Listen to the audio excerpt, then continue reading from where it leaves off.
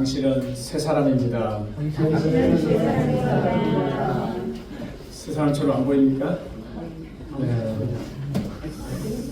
우리는 새로운 사람이 되고 싶어요.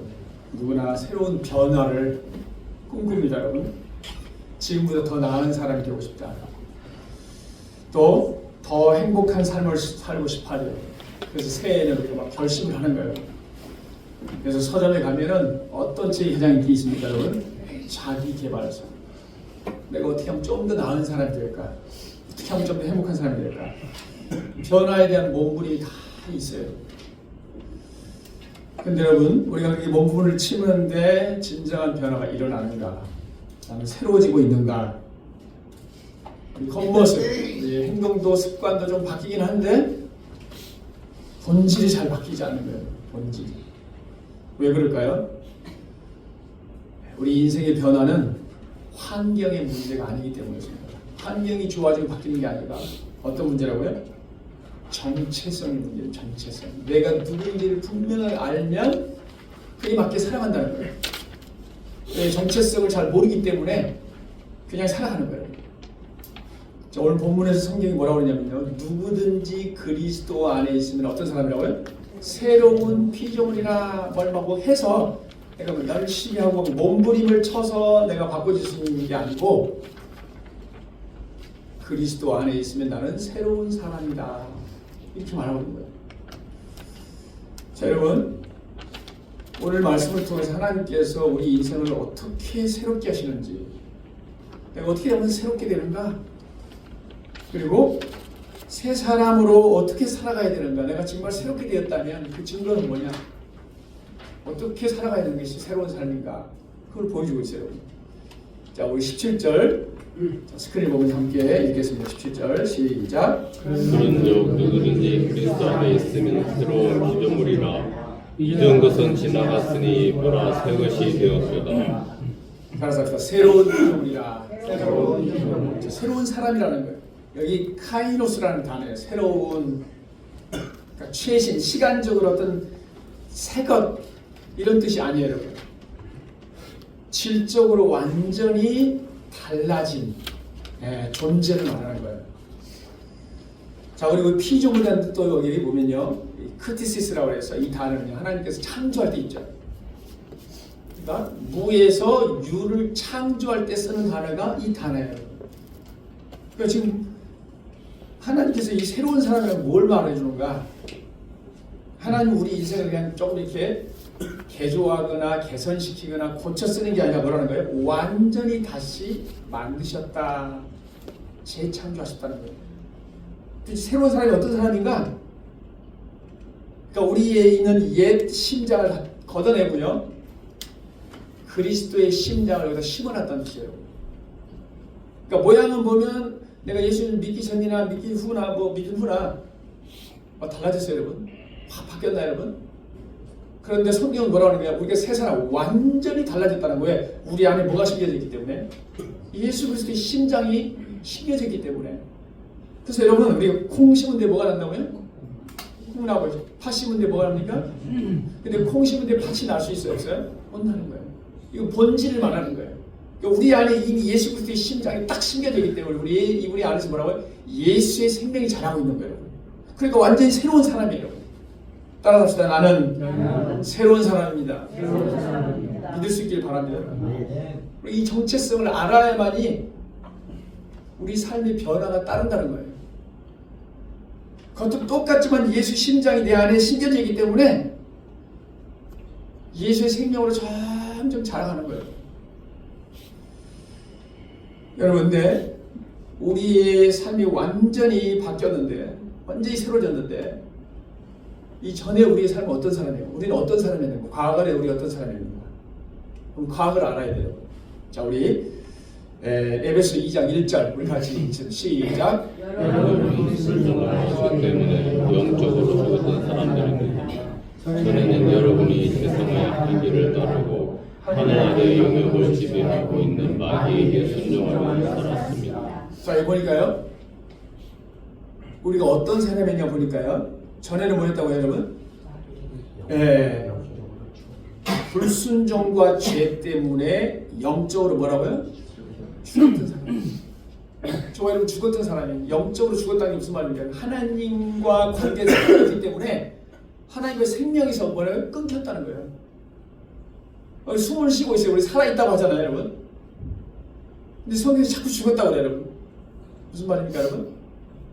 우리가 하나님의 형상대로 지음을 받았는데 형상대로 지음을 받았다는 얘기는 하나님과 사랑의 교제를 나누도록 지음을 받았다는 뜻이에요.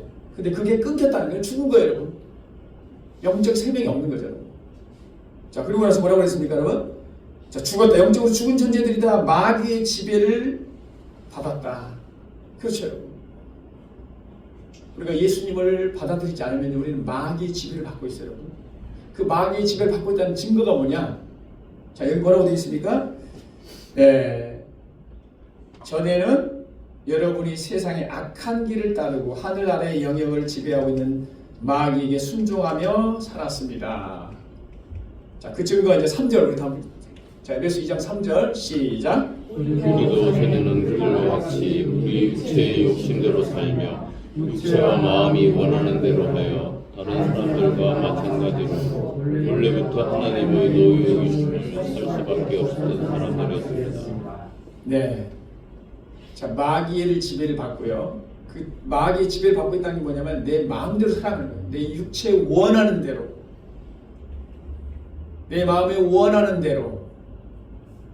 이 말은 다른 말은 무슨 말입니까, 여러분? 본능적으로 살아가는 삶을 말하는 겁니다. 이게 하나님을 대적하는 삶이에요. 본성적으로 살아가는 삶. 그러니까 저와 여러분이 생각해보면 나는 지금 어떻게 살아가고 있지? 하나님의 지배를 받고 살고 있는가? 아니면 둘 중에 하나라고 했죠, 여러분. 그냥 내 마음대로 살아가는 거예요, 여러분. 이게 죄라는 거예요, 여러분. 이게 하나님을 대적하는 거고 마귀의 지배를 받고 있는 거예요. 그 결과는 뭘까요? 죄의 삭은 사망이라 심판을 받게 되는 거예요. 이게 우리의 과거의 모습이라는 거예요. 그런데 뭐라는 거예요, 여러분? 심판받아야 마땅할 존재인데 그리스도 안에서 우리는 하나님의 생명을 가진 전혀 다른 새로운 존재가 되었다는 거예요. 보라, 새 것이 되었도다. 하나님 우리를 향해 뭐라는 거예요? 너는 새 사람이야 지금. 근데 왜 아직도 마음대로 살아가지? 왜 마음대로 육체에 원하는 대로 살아가지? 왜 마귀의 지배를 받고 살아가지? 너는 너의 정체성을 알고 있느냐? 그 지배를 받으면서 내 마음대로 내 생각대로 살아가면서 내가 막 뭐 변화하려고 몸부림친다고 해서 약간의 변화는 있지만 본질적으로 변화가 될 수 없다는 거예요. 네. 나는 어떤 존재인가? 나의 정체성을 분명히 알고 있는가? 따라서 나는 새로운 존재입니다. 네. 내가 새 사람이라는 것은 우리 생각에는 내가 조금 더 나은 사람으로 살고 싶다. 내가 조금 더 행복한 삶을 살고 싶다. 이런 걸 우리는 새롭다고 말하는 거예요, 여러분. 근데 하나님은 그게 아니라는 거예요, 여러분. 우리를 그냥 조금 더 나은 존재로 새롭게 하는 게 아니라 그게 새로움이 아니라는 거예요. 완전히 바뀌었다는 거예요. 우리는 예수의 이 심장이 우리 속에 뭐예요? 심겨져 있다는 거예요. 전혀 다른 차원의 사람이 됐다는 거예요. 그렇다면 여러분 진짜로 우리가 아까는 우리가 이 옛날에 이런 사람인데 마귀의 지배받고 내 마음대로 내 육신대로 살아왔는데 그럼 어떻게 하는 게 새로운 사람이 되는가? 저는 뭐라고 했습니까, 여러분? 누구든지 어디 있으면요? 그리스도 안에 있는 자는 그러잖아요. 그리스도 안에 있는 자는 뭐라고요? 새로운 피조물이라. 어떻게 우리가 새로운 존재가 될 수 있는가? 어디 있어야 된다고요? 예수 그리스도 안에 있어야 된다. 교회 안에 있어가 아닙니다, 여러분. 교회 안에 있는다고 해서 새로운 피조물이 되는 게 아니라는 거예요, 여러분. 어디 안에 있어야 된다고요? 그리스도 안에 있어야 된다는 거예요. 이 그리스도 안에 있느냐 없느냐가 이게 완전히 갈라놓는 우리 운명을 갈라놓습니다, 여러분. 노아 방주 들어봤죠, 여러분?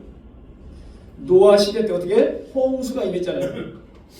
하나님 방주를 만들라고 그랬어요. 그 안에 들어가라. 자, 노아 시대에 홍수가 났을 때요, 살 길은 딱 하나였어요. 어디? 방주 안에 있느냐 밖에 있느냐. 근데 그 사람이 누구인가는 중요하지 않아요. 저와 여러분이 돈이 많냐 적으냐, 지위가 높으냐 낮으느냐, 실력이 있느냐 없느냐 아무 상관이 없어요. 방주 안에 있으면 안전, 구원을 받은 거예요. 근데 방주 밖에 있으면 어떻게 해? 심판의 폭풍이 막 몰아치는 거예요. 살아날 수가 없다는 거예요. 누구든지 그리스도 안에 있으면, 그 안이라는 게 뭐냐면 위치라는 뜻이에요. 장소, 어디에 있느냐. 그리고 뭐예요? 연합이라는 뜻입니다. 연합. 예수님과 연합이 딱 돼 있느냐 안 돼 있느냐. 여러분 예수님 안에 붙어 있기를 축복합니다. 그리스도 안에 있다는 말은 예수 그리스도와 연합이 돼 있다는 거예요. 그래서 이 세상에는 두 종류의 인간으로 분류를 합니다. 성경에서요. 아담 안에 있는 자와 뭐랄까요? 그리스도 안에 있는 자. 아담 안에 있는 자는 어떤 사람이에요? 아담의 죄의 DNA를 가지고 태어난 사람을 말하는 거예요. 그러니까 그 사람은 본성대로 살아가는 거예요. 죄와 사망의 법 아래에 있는 사람이에요. 결국 어떻게? 죄 삭은 사망이 사망. 그런데 어디 안에 있습니다, 여러분? 그리스도 안에 있다. 그리스도께 접붙임을 받았다. 예수님과 딱 연합이 됐다는 거예요. 우리가 예수님을 구주로 영접하면요, 우리가 예수님과 연합이 되는 거예요. 여러분 예수님과 연합이 됐다는 건 무슨 말이냐면, 예수님이 십자가에 죽으실 때요, 나도 뭐 했다는 거예요? 내 옛 자아, 죄성을 가진 내 옛 자아도 뭐 했다는 거예요? 함께 죽었다는 거예요, 여러분.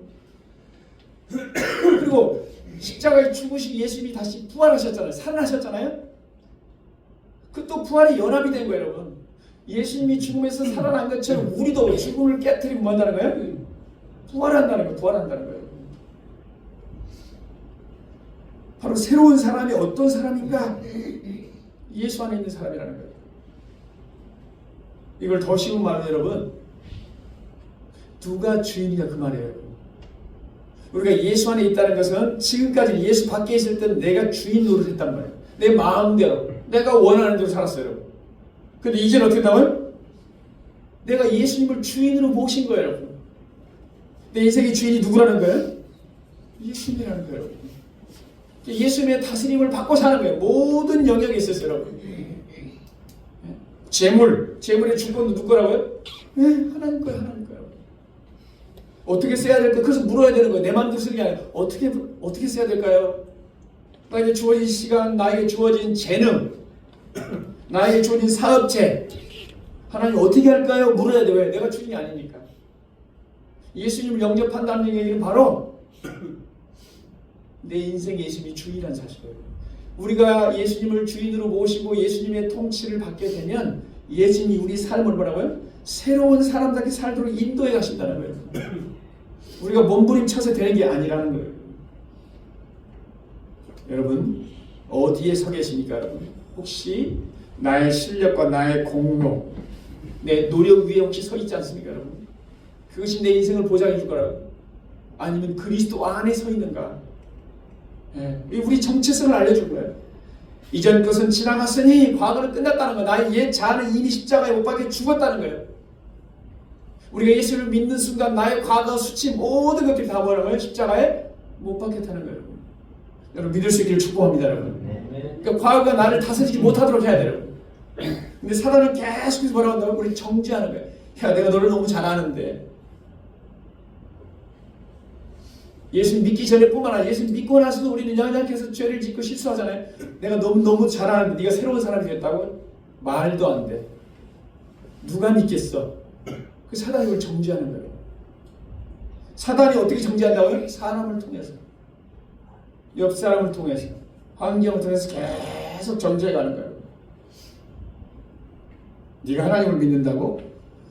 그래서 우리 로마서 8장이죠. 우리가 매번 우리가 예배 때마다 고백하잖아요. 그러므로 이제 그리스도 예수 안에 있는 자에는 결코 정죄함이 없나니 이는 그리스도 예수 안에 있는 생명의 성령의 법이 죄와 사망의 법에서 너를 해방하였습니다. 우리가 예수 안에 딱 있는 순간, 연합된 순간, 저희는 믿지 않는다 할지라도 이미 우리는 새로운 사람이 됐다는 거예요. 아무도 정죄하지 못한다는 거예요. 내가 하나님의 자녀라는 거예요. 내가 얼마나 정죄한 사람인가. 보라, 새 것이 되었도다. 따라서 고백합시다. 나는 새 사람이 되었습니다. 네. 우리 연약함이 있지만 우리 존재 자체가 완전히 바뀌었다는 거예요. 여러분. 믿을 수 있기를 바랍니다, 여러분. 우리가 애벌레가 나비가 되는 과정이 있잖아요. 어떻게 됩니까, 여러분? 애벌레가 고치라는 이 죽음의 과정을 통해서 뭐가 됩니까? 나비가 되죠, 여러분. 존재 양식이 완전히 달라요. 이 애벌레와 나비는 전혀 다른, 원래 같은 거였죠. 이것에서 이렇게 됐잖아요, 여러분. 근데 뭐라고요? 이 두 가지는 존재 양식이 완전히 다르죠. 본질이 다르다는 거예요. 근데 여러분, 애벌레는 땅을 기는 존재였잖아요. 나비는 어딜 날아다녀요? 하늘을 날아다녀요. 그러니까 완전히 달라졌잖아요. 그런데 이 애벌레가 나비가 되었는데도 불구하고 여전히 뭐라고요? 나는 여전히 애벌레처럼 땅을 기어다니는 잎사귀를 먹고 이렇게 살아가는 거예요. 우리도 마찬가지예요, 여러분. 우리 이미 새 사람이 되었는데 죄의 사함을 받고 하나님의 자녀가 되었음에도 불구하고 우리 과거의 상처와 죄책감, 실패, 열등감이 묶여 살아가는 거예요. 하나님, 너는 새 사람이라니까 말해도 어떻게 해요? 나비가 되었는데도 불구하고 땅을 기어다니는 것처럼 계속 옛 권세에 묶여 살아가는 거예요. 그러니까 이렇게 살아가면서 몸부림친다고 해서 변화가 일어나지 않는다는 거예요. 기억할 수 있기 바랍니다. 우리는 지금 연약하고 실수하고 넘어진다 할지라도 내 심장이 바뀌었다는 거예요. 사단의 권세를 우리를 정지하지 못하도록 해야 돼요. 나는 안 돼. 나는 망했어. 여러분의 과거의 실수, 실패, 상처, 죄악된 습관의 십자가에서 이미 우리 다 못 박은 줄 믿으시기 바랍니다. 그리고 하나님 나를 완전히 새로운 존재로 만들었다. 이 정체성을 깨닫길 바랍니다, 여러분. 오늘 우리의 정체성을 재확인하시기 바랍니다, 여러분. 하나님 단순히 우리를 조금 고친 게 아니라 뭐라고? 완전히 새로운 존재로 빚으셨다. 이걸 믿을 수 있길 바랍니다, 여러분. 우리 변화가 바로 이 정체성에서 시작이 된다는 거예요. 나의 정체성, 나는 새로운 사람이다. 자, 그렇다면 여러분, 내가 새로운 사람이 되었다. 어떤 삶을 살아야 되는가? 그 증거가 뭐냐? 자, 우리 16절 한번 읽겠습니다. 16절 시작. 그러므로 우리가 이제부터는 어떤 사람도 육신을 따라 알지 아니하노라. 그러 우리가 그리스도도 육신을 따라 알았으나 이제부터는 그같이 알지 아니하노라.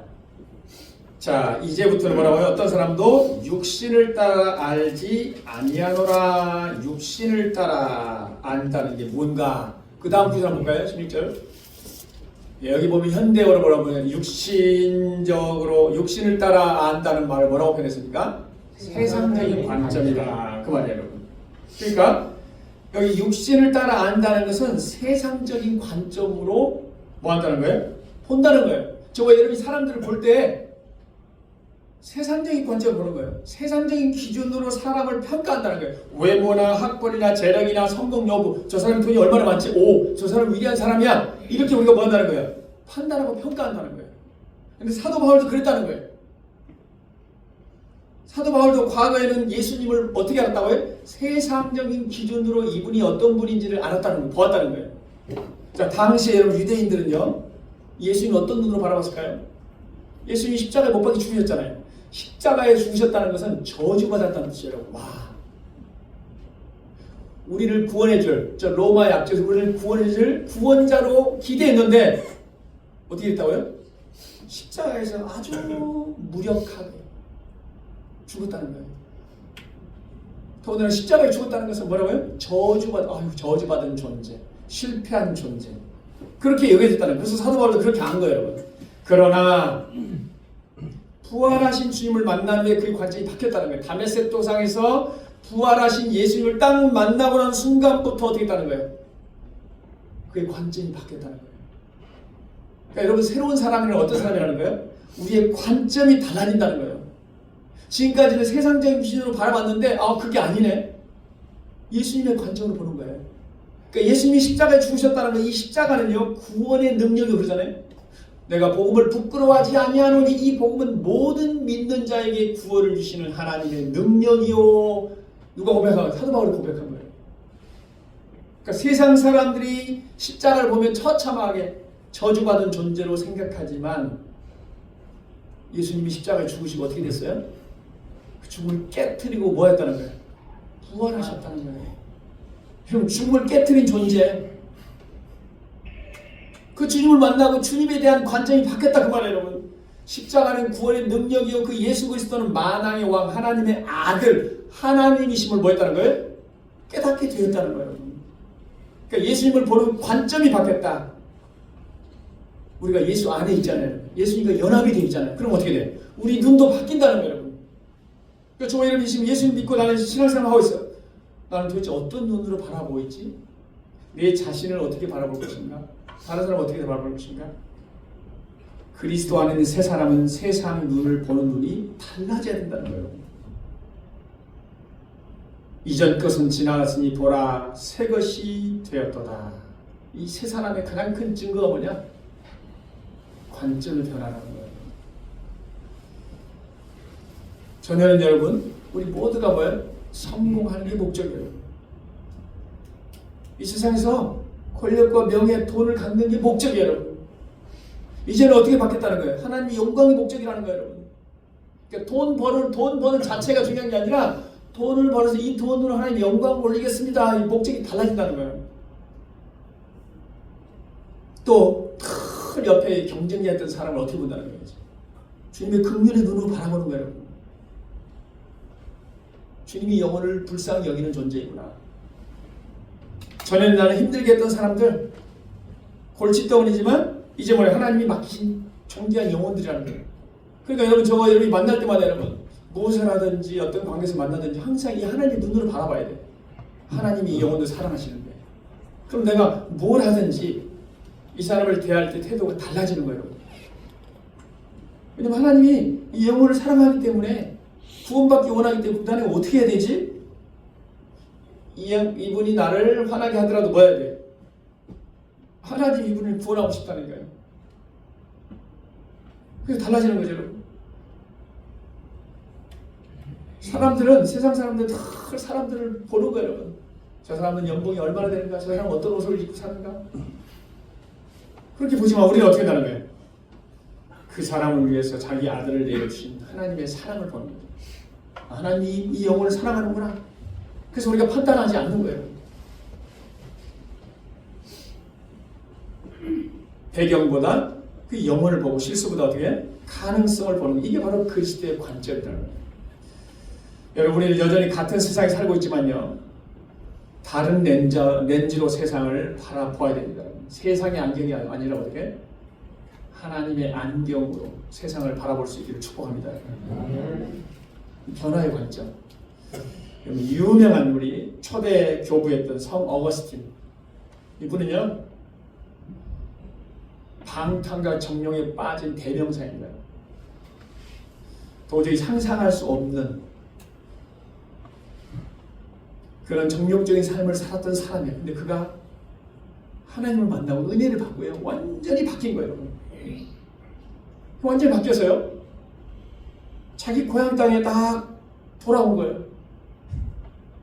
근데 우연히 그 거리에서 함께 즐겼던 여인을 만난 거예요.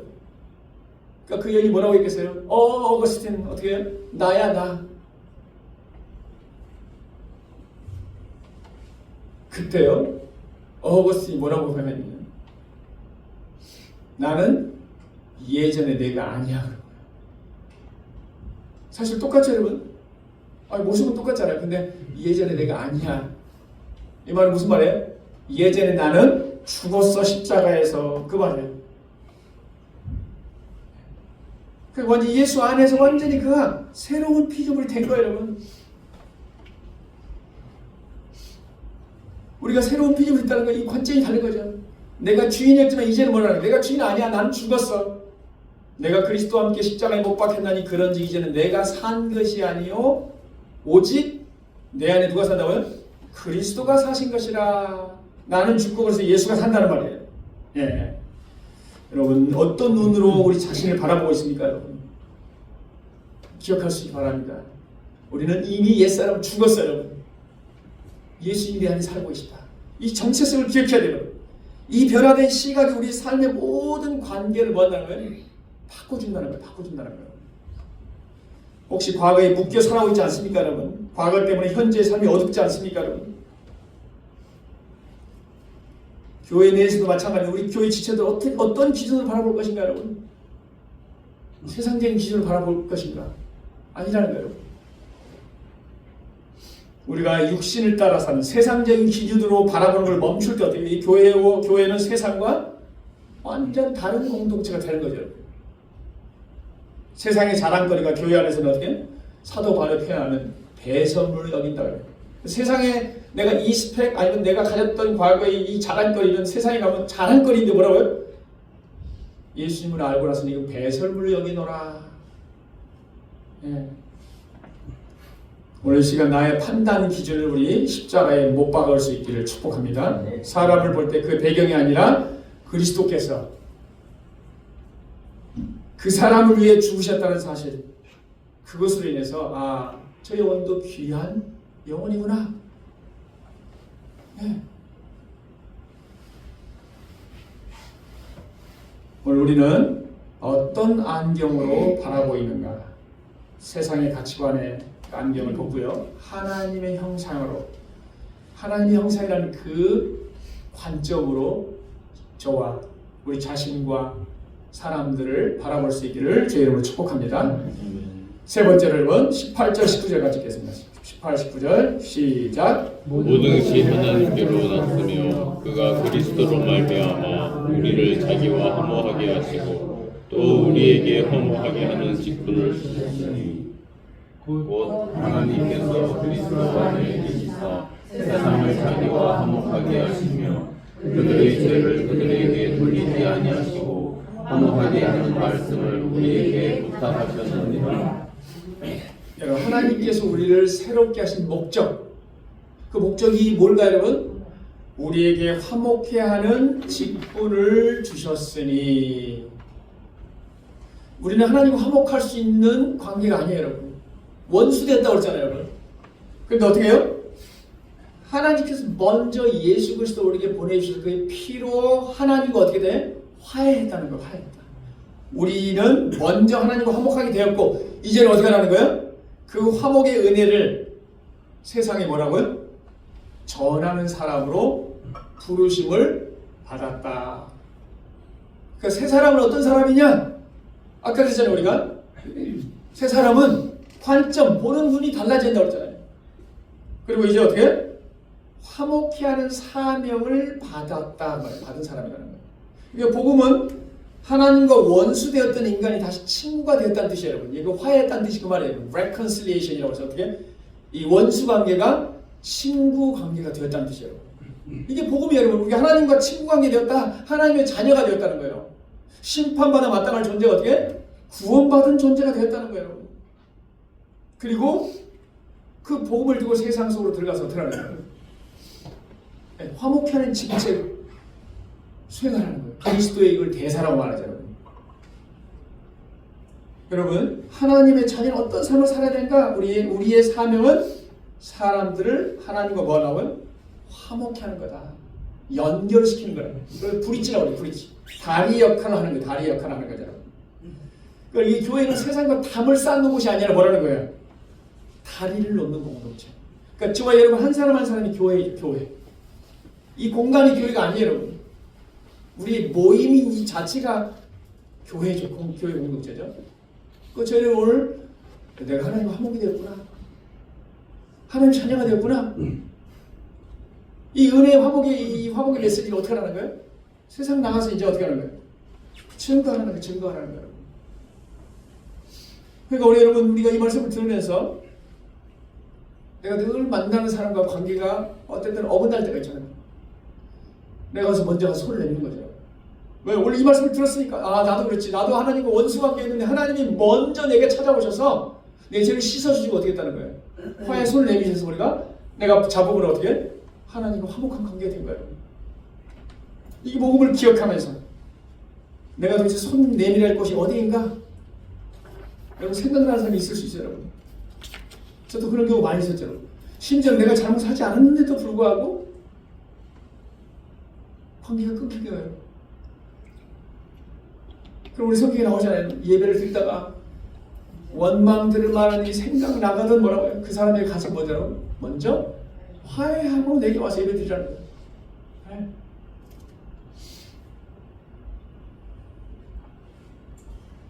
우리는 새로운 피조물 같게 화목의 대사로서 뭐 하라는 거예요? 평화를 심는 자가 되라. 화평케 하는 자가 되라. 갈등이 있는 곳에 평화를 심으라는 거예요. 나와 직접 관계가 없더라도 마찬가지 여러분. 저 두 사람 사이가 갈등이 있어요. 그럼 어떻게 하라는 거예요? 우리가 가서 중재하라는 거예요. 중재하라. 네. 내가 하나님께 조건 없는 용서를 받아 새 사람이 되었다면 어떻게 하라는 거예요? 나 또한 다른 사람을 용서함으로 화목의 직분을 감당하라. 여러분 금요일 날인가요? 제가 카톡 여러분에 보낸 거죠. 그 영화 다큐멘터리 여러분. 서울역에서부터 도쿄역까지 자전거로요. 2,300km 여정이죠. 12명의 지체가 모여서요. 평화행진입니다. 평화행진 한마디로 말하면. 서울역에서 출발해서 쭉 여기저기 쭉 들렀다가 부산, 그리고 부산에서 배를 타고 시모노세키인가요? 거기 일본으로 가서 시모노세키에서 또 도쿄까지예요. 우리 2,300km, 34일간의 여정인데 거기에 초등학생도 있었죠. 중간에 되면 한 두세 명 또 탈락도 하고 누가 중간에 또 조인도 하고. 그러니까 조혜련도 일본에서 조인했더라고 보니까 잠깐.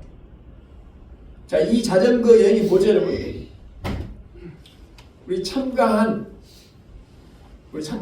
어떤 심정을 참가했냐면 하나님, 일본이 우리에게 저질렀던 그 만에 대해서 우리가 용서하게 해주세요. 용서의 마음을 우리에게 달라고.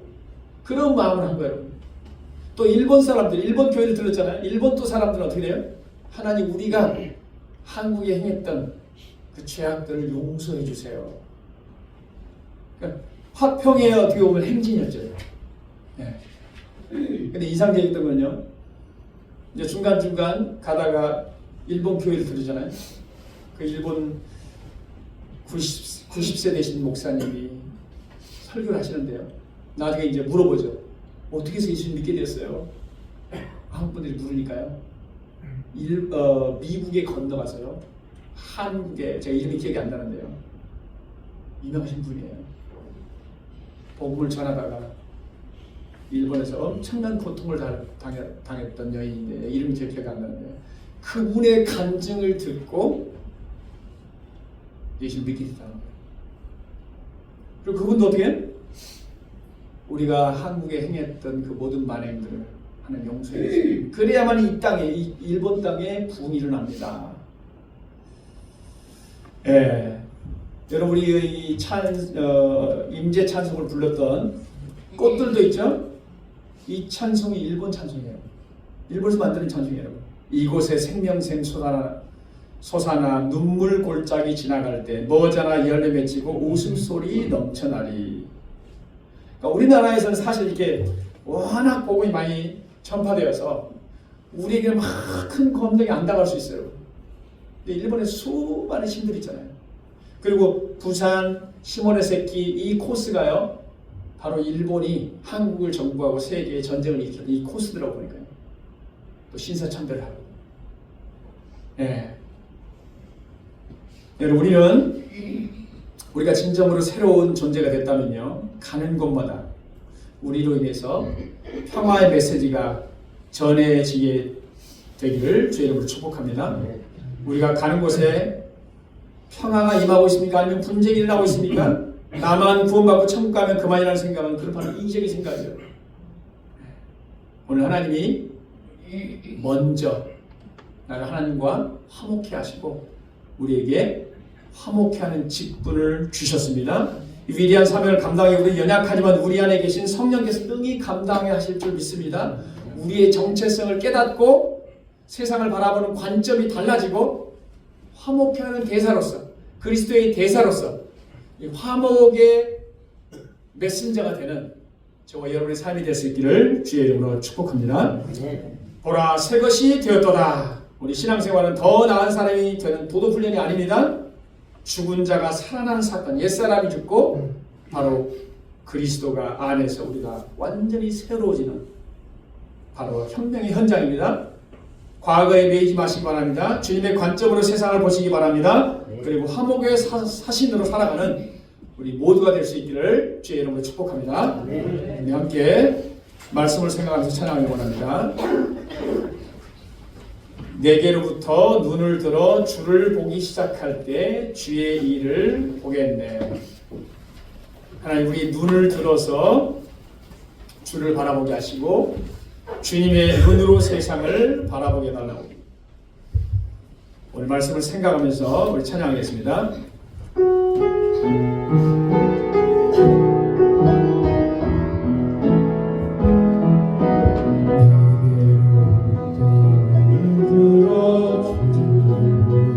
시작할 때 주의 일을 보겠네.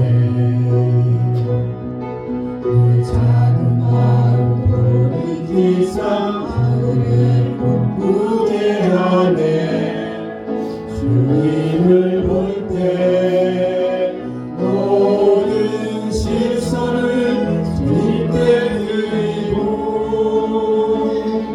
살아계신 하나님을 느낄 때 내 삶은 주의 역사가 되고 하나님이 일하기 시작하네. 성령이 나를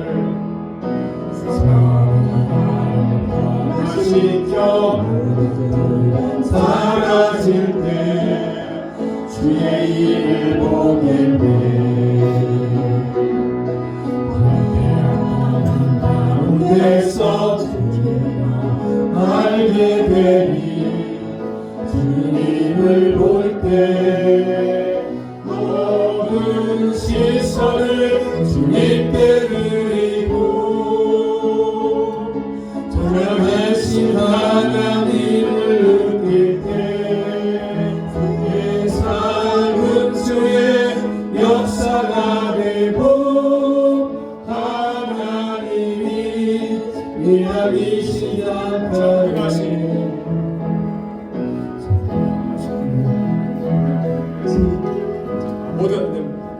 모든 시선을 주님께 드리고